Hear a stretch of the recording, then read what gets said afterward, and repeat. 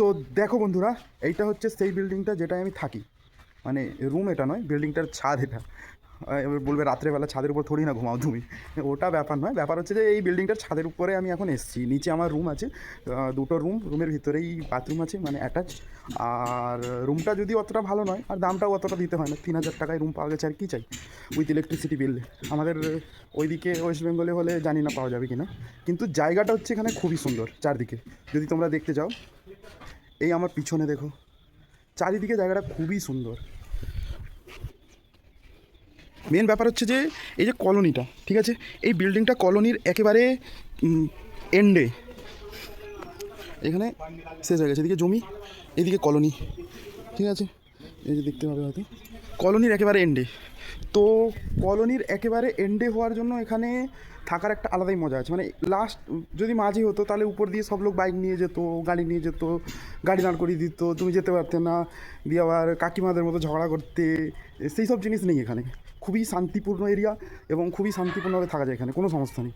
ব্যাপার হচ্ছে যে এখানে একটাই সমস্যা, এখানকার লোকেরা পুরোপুরি ভেজিটেরিয়ান হয়। মানে এরা ননভেজ খায় না, একদমই খায় না, টিমও খায় না। আর এখানে মহাবীরের ব্যাপারে তোমরা বইতে সবাই পড়েছো যে জৈন ধর্মের প্রবর্তক, তো ওই জৈনরাও এখানে থাকে। তো যারা জৈন হয় তাদের এখানে জৈন বলে।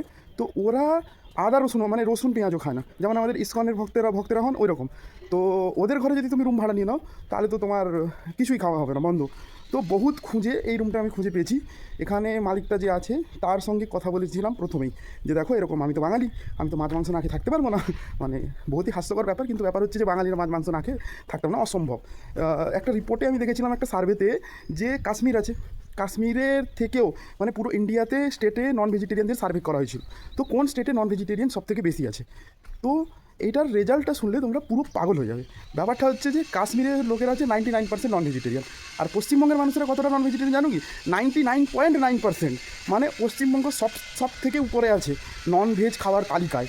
সো এইটা হচ্ছে ব্যাপার। এখন হচ্ছে আমি মার্কেটে গেছিলাম, চাটা খেয়ে এলাম, দিয়ে এবার হচ্ছে যে তোমার এখানে কী বলে, সবজি টবজি নিয়ে এসেছি, ডিম আছে আমার কাছে, আর বাসমতি চাল আছে ভালো, ওটা একটু ফ্রাইড রাইস বানাবো, খাবো, তোমাদেরকেও দেখাবো, কোনো অসুবিধা নেই। তোমরা লোভ দিও না যাতে আমার পেট না খারাপ হয়ে যায়।